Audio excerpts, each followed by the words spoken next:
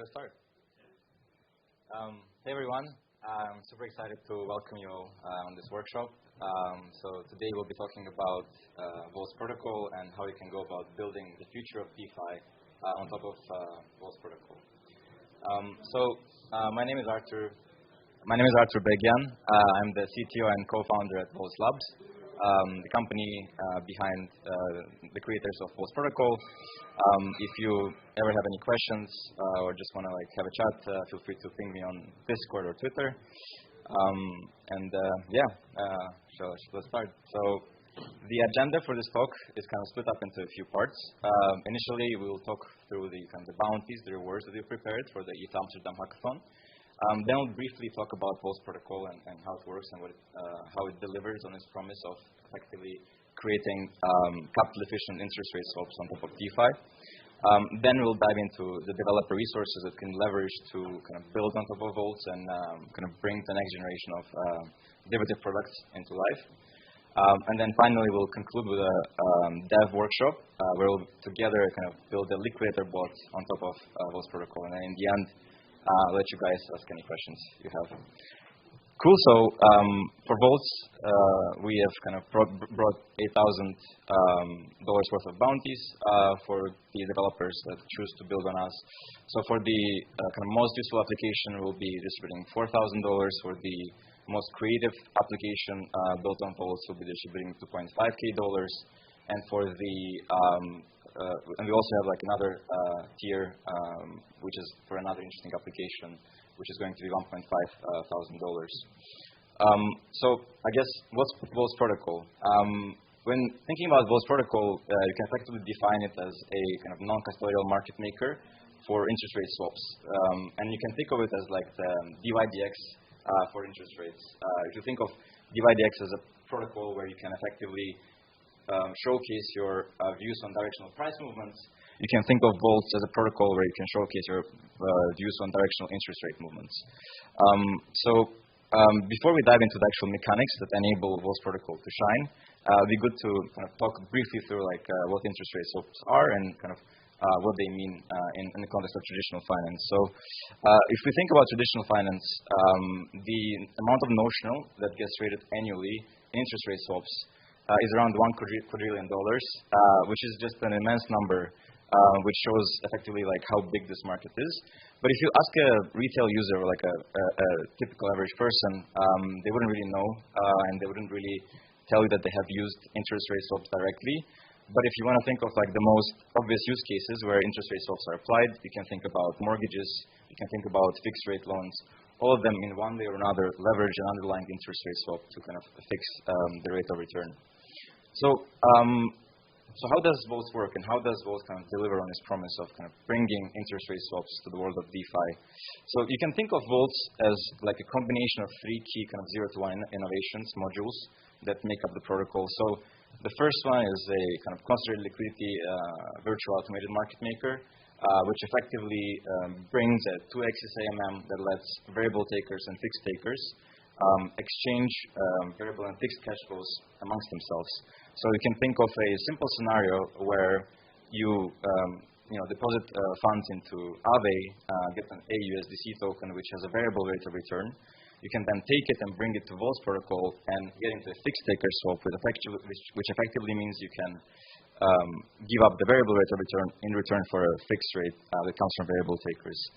Another key module that they've designed that enables the creation of interest rates is the margin engine, which is completely separate from the VMM, where the VMM is mainly used for price discovery.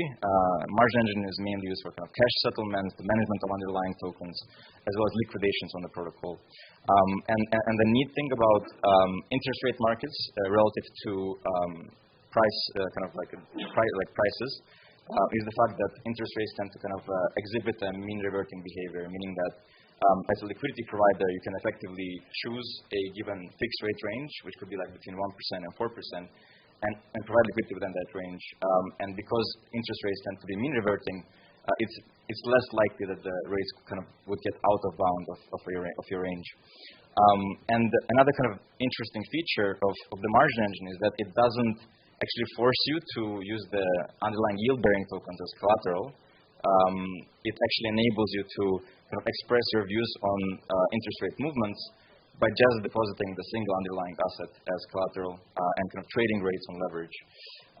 And if you think about the final kind of piece of the puzzle that makes up Voltz Protocol is the kind of the on-chain TWAP rate oracle design that we came up with, which effectively can be thought of as a kind of a buffer which continuously pulls data from on-chain activity on protocols like Aave, Compound, and then uses this data to calculate historical rates of return, which are then used to determine margin requirements on the protocol, but also used to kind of for settlement purposes. And we spent a lot of time thinking about how we could build this rate oracle, and initially we were thinking of using an off-chain solution, but eventually we kind of took inspiration from the TWAP oracle design of Uniswap and came up with a mechanic which lets us effectively write historical rates on-chain by leveraging the kind of the users of the protocol. So every time somebody swaps or kind of mints liquidity on the protocol, they, as a side effect of the transaction, they cause a write to happen on the rate oracle of Voltz, which basically ends up kind of accumulating a historical buffer of rates, which is something that hasn't really been introduced before in DeFi. And if you want to think of the rate oracle as a primitive in itself, you can think of it as like a perfect solution for like a historical rate analytics platform. And also it could be used for future generations of kind of interest rate protocols and other derivatives that wish to leverage kind of historical rate data to come up with better margin requirements and kind of better risk measures for kind of the future of DeFi.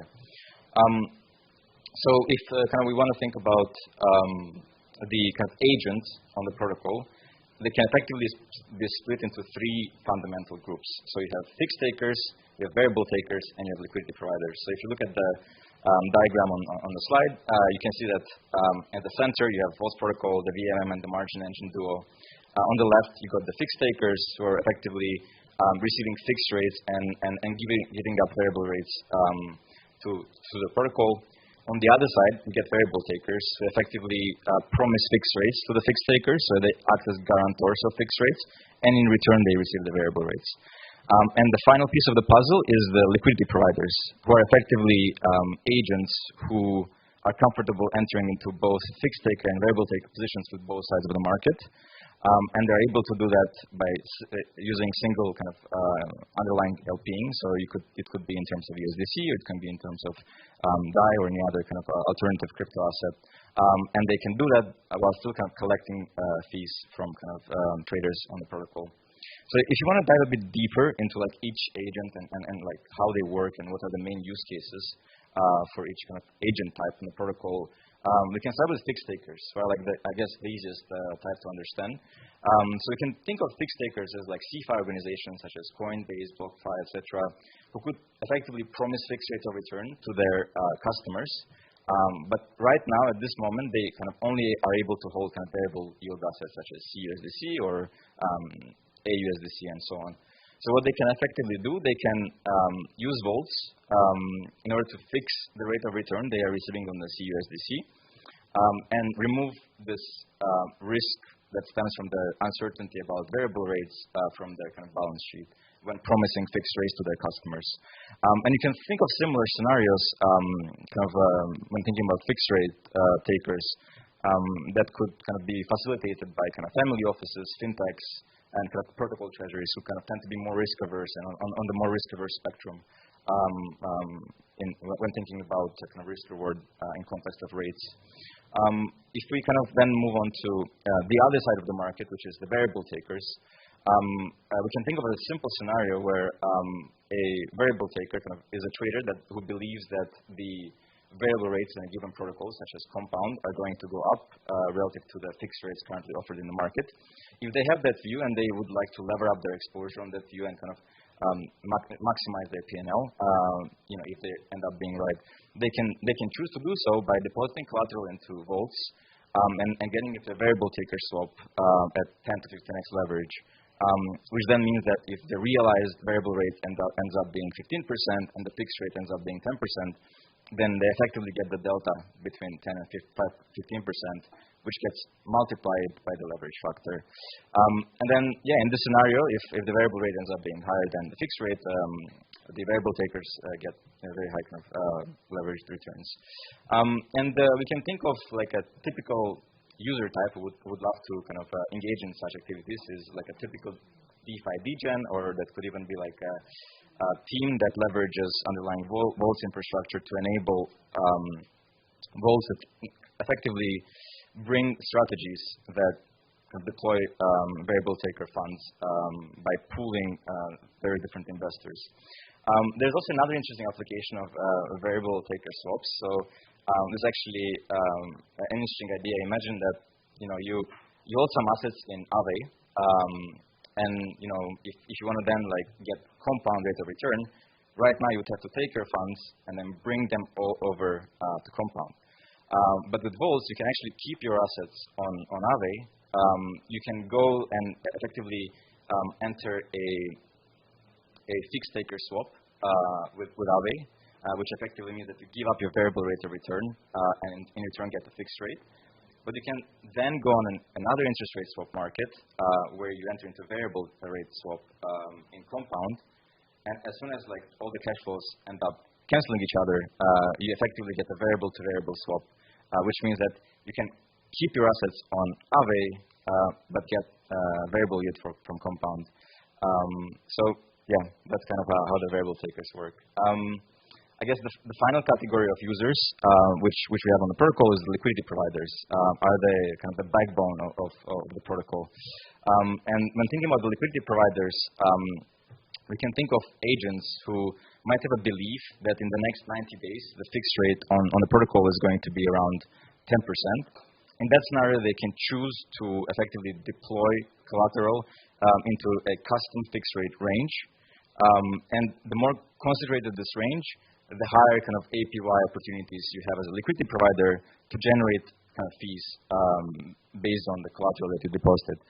And the cool thing about the design of the protocol is that because we're utilizing a 2x AMM, that means that as a liquidity provider, you can enter into positions with both fixed takers and variable takers, meaning that you can effectively net out the cash flows from both sides of the market, and you can recycle your collateral and keep entering into positions and kind of generate yield while staying market neutral relative to the underlying interest rates in the markets. And the market makers in our mind could be sophisticated traders and kind of DeFi Vault creators who are likely to engage in this types of activity. And one interesting project that could be kind of built as part of the hackathon is an NLP optimization vault, which effectively kind of tries to abstract away all of the kind of complexities involved with kind of managing the fixed rate ranges, managing the margin requirements, and so on, while giving kind of retail investors an opportunity to passively provide liquidity on Voltz. If you want to kind of jump straight into kind of building on the protocol, I would recommend kind of you check out our docs as well as the Discord server, where you can come and ask any questions that might be of interest to you. Additionally, you can also come to our Medium or read our light paper in order to get a better idea of how the protocol works behind the scenes. And then finally, if you just want to ape into Voltz, you can check out our UI and start trading. So if you want to, this is the kind of the theoretical part of the workshop is kind of over. Now, I guess the most exciting part is we'll try and kind of build something together. And for the purposes of this workshop, we're going to try and like build a liquidator bot. So before we kind of dive into like how to build a liquidator bot, maybe it would be helpful if I kind of explain how they work and what is the utility that they bring to the protocol. So if you think about a scenario where a given trader enters into a leveraged position on Voltz, in order for the protocol to stay safe, there needs to be a mechanic that liquidates positions that are kind of risky in a timely manner. And liquidations on Voltz happen in a very simple mechanic. So let's imagine there is a position which has a margin account which is below the liquidation margin requirement. This means that anyone can come in and try and liquidate them. They can be liquidity providers or traders. And in return for the liquidation, they can get a share of the margin of the liquidated entity. And that's effectively the incentive that enables, which incentivizes liquidator bots to keep the system healthy and free of risk. Well, as free as possible. Cool. So if you think of like liquidation, it can be fundamentally broken down into two key phases. The first phase is what we call like a pre-processing phase, is where you effectively try and pool various different positions on the protocol that are active. They can be traders, liquidity providers. Once that's done, you can then start kind of sorting them based on like how risky they are. And then, once you discover a position which you feel is kind of below liquidation threshold, you should be able to kind of liquidate the position. And the challenging thing isn't actually the liquidation itself. The challenging thing is to be the first who finds an opportunity to liquidate. So you can think of like the liquidators as kind of the high-frequency traders of DeFi. Cool. So the purpose of this workshop is just to motivate you guys by showing how you can build like a very simple liquidator bot with a single position, a single liquidity provider, and a single liquidator. And once we go through it, it would be great to see kind of how you guys can take this idea and like spin it further and maybe build something a lot more smarter and less naive than what I'm going to show you now. So if you want to jump into the code base, you can just scan this QR code. So I'll let you guys take a few seconds if you want to follow along, and then we can jump into the workshop.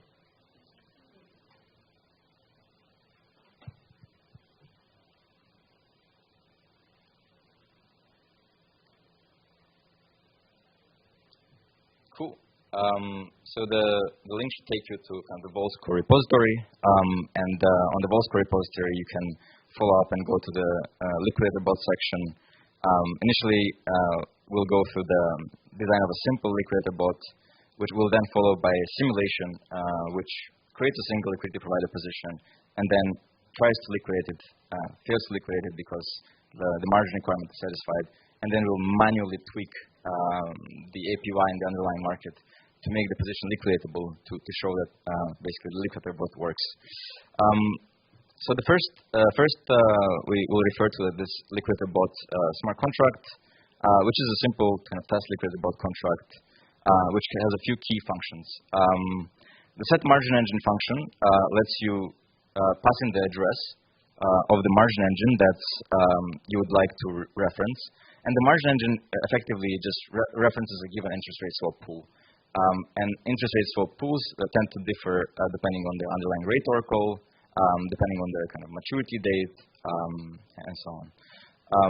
Once the margin engine is set, then you can call the function get any liquidator reward, which will pull out the proportional margin that gets allocated as an incentive for kind of successful liquidators. Then moving on, we have the get liquidation margin requirement function, which takes as input the recipient wallet address, the tick lower and the tick upper of the position. So the tick lower and tick upper are effectively numbers that represent the fixed rate ranges within which liquidity providers can deposit collateral. And this function pulls out the position and outputs the liquidation margin requirement for that specific position. And then final function is just called liquidate position. It also takes as input the owner address, the lower tick and the upper tick, and then tries to call a liquidation. And this will be successful if and only if the liquidation margin requirement is not satisfied by a given position or liquidity provider. So this is basically the design of a simple liquidator bot. If we then want to like run a simulation and see how it functions on top of a localhost environment, we can follow along and kind of open the liquidator bot simulation file, which has a bunch of code, but at its essence, it just sets up an environment where it kind of deploys a margin engine, a rate oracle, a token, which we can leverage for testing purposes for our simulation. It then sets the margin engine parameters for the given interest rate swap pool. If you want to learn more about what these parameters mean, feel free to check out our light paper and dive deeper. Once the parameters are set, we go on and deploy the periphery of the protocol, which acts as the contract that acts as the entry point into Voltz. And once the setup is done, we're ready for the actual simulation.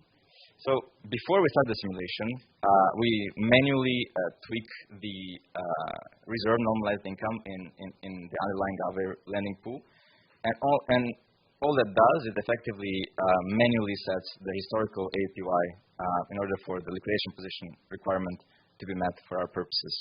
And then once that's done, we manually set the rate oracle value to kind of be to fetch the data from the underlying Aave lending pool.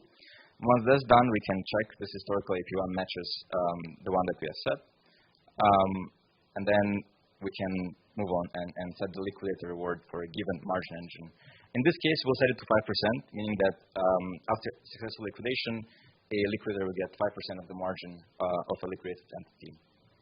Once this is done, we are free then to kind of deploy our liquidator bot smart contract on top of the local test network and follow up by setting the margin engine to be the margin engine address behind the interest rate swap pool within which we want to kind of conduct the liquidation. Then moving on, we can kind of fetch this newly set margin engine to make sure it's the correct one, and then kind of check if the liquidation reward proportion is also correctly set. Once all of these checks are over, we can actually start our scenario. So the first thing that we do is we initiate a liquidity provider position. And in order to do that, we need to call the mint or burn function of the periphery, which takes as input the margin engine address, which kind of has a one-to-one relationship with the interest rate swap pool on the protocol. We reference the tick lower and tick upper, which kind of have a one-to-one relationship with a given fixed rate upper and fixed rate lower. We also provide the notional amount that the trader wants to kind of facilitate liquidity in, and provide a margin delta, which specifies how much margin you would like to provide to support a given liquidity provider position. Once that's done, we can then check the initial margin requirement of our liquidity provider, which will kind of then come up to be kind of higher than the lower than the actual margin account, meaning the trader is safe. And we can test this by trying to call the liquidate position function through our liquidator bot, and which we expect to be reverted with an error that says cannot liquidate, which means that the position is safe and it's not risky. But what we're going to do after that is we're going to advance our pool by 1 day, and we're going to manually tweak the interest rate to go all the way from 3% to 7%. We're going to write this value to our rate oracle, and once that's done, we can then try and check the liquidation margin requirement. And once we check that, we can see that the liquidation margin requirement is going to end up being higher than the margin account of our trader, meaning that at that state we are then able to liquidate the position. Once that's done, we can then kind of reference the current bounds of the liquidator bot contract, which should show up 0. But after a successful liquidation, it should be equal to the margin account of the liquidated entity multiplied by the 5% reward that we have set as part of the simulation. So let's just try and run this script and see what happens.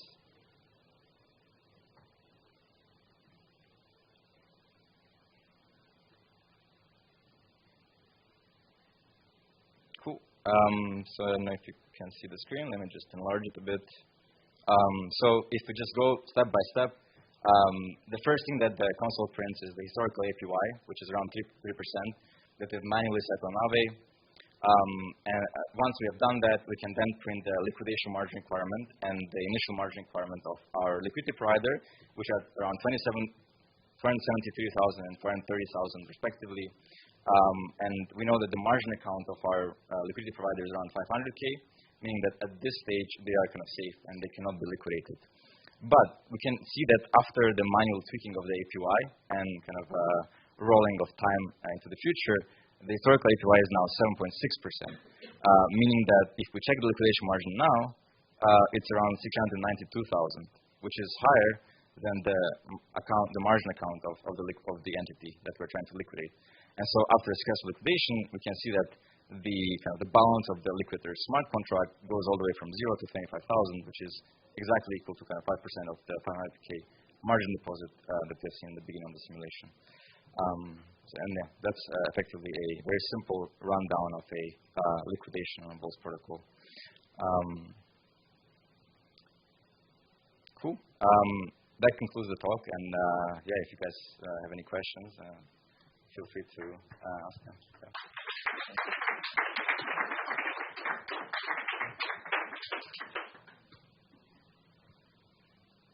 Actually, I have a question. Yeah. The historical API, how would you calculate it, and is it some kind of weighted? So the historical API essentially is calculated by looking at let's say you have a 1-year pool, and you want to calculate the historical APY with a 6-month look-back window.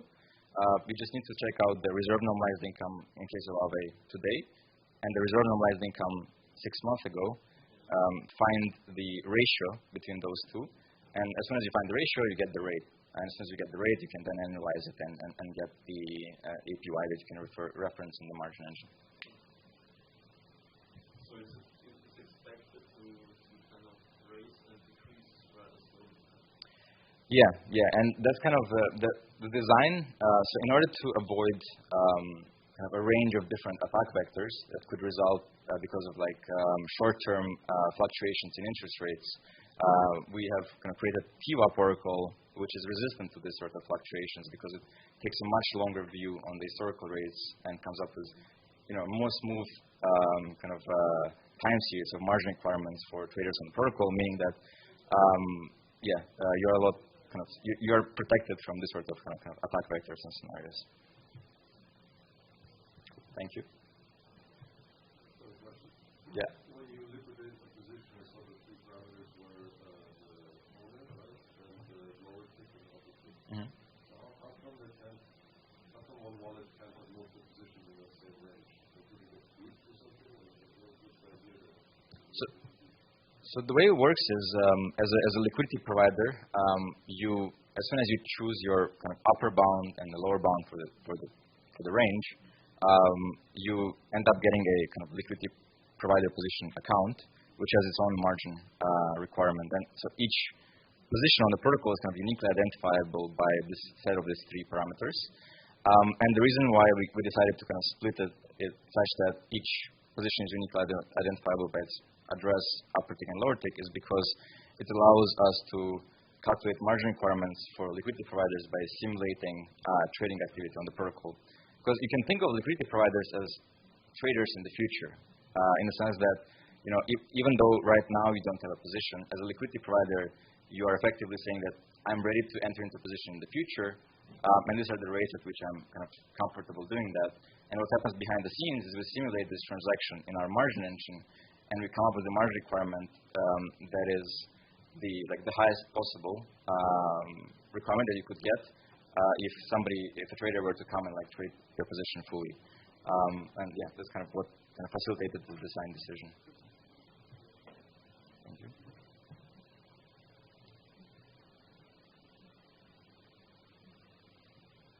Cool. I guess if there's no more questions, thanks everyone for attending this workshop, and I can't wait to see what you guys end up building. If you have any questions at any point during the conference or the hackathon, feel free to check out our booth, and we'll be more than happy to help you out.